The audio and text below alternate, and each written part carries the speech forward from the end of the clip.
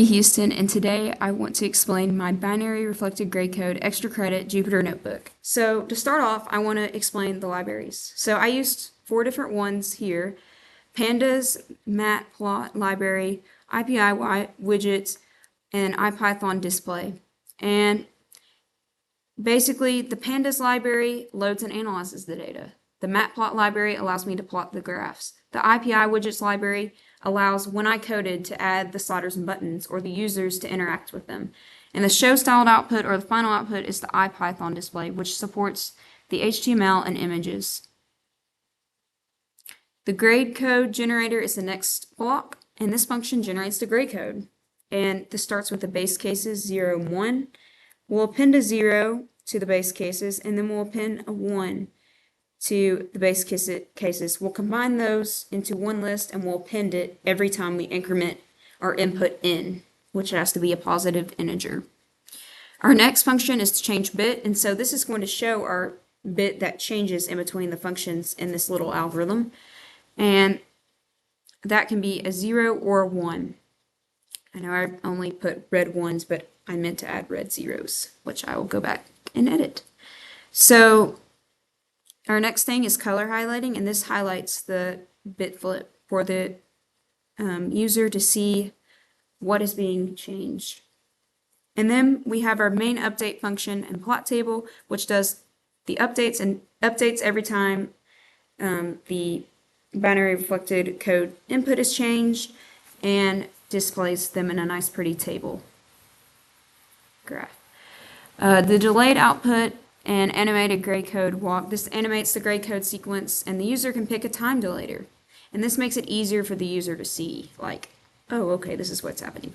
And lastly, we have the play button with speed control. And basically, here's 2 little bars. You can edit it from 0, or not 0, excuse me, because 0 doesn't exist. 1, which is the base case, to 8, and the delay from 0.05 to 1.45. So first off, I'll start with the base case with the short delay, because this video will take forever. So our base case here, you can see, is 0 and 1 as plotted on the graph. And there's not a change bit because, well, I mean, it is technically. There is a change bit as seen here, the 1. I mean, it changes. That's what's read in the graph code, but it's not really that much of a change, I guess, per se. And you can do the check to see 1 and 0 first and last also work. So we're going to change it to 2. And the number of items in your table is 2 to the n. So there should be 4 items in my table or list. So basically we're going to start off with the base case and 0 and 1.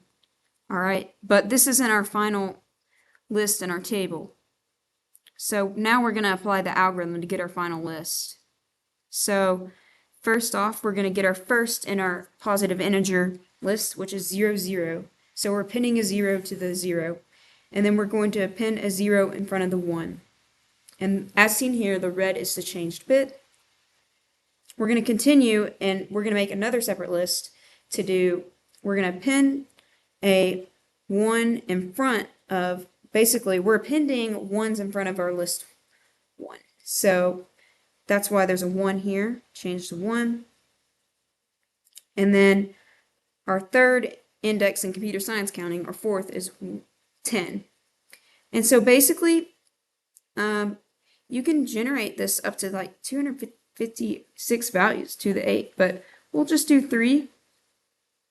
And then that'll be all I have. So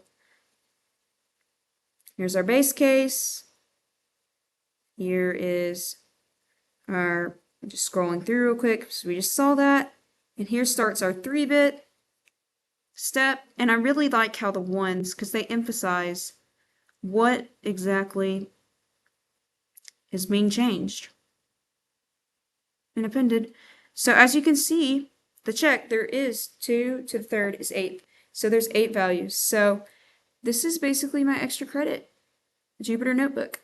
Thank you for watching. Oh, and I almost forgot. I have 2 sites. So Christina Radian's chapter 4.3 PowerPoint. I cited that in the algorithm, describing the algorithm to you all. And then ChatGPT, I used AI generated sources to help create this code. So Thank you so much and have a great day.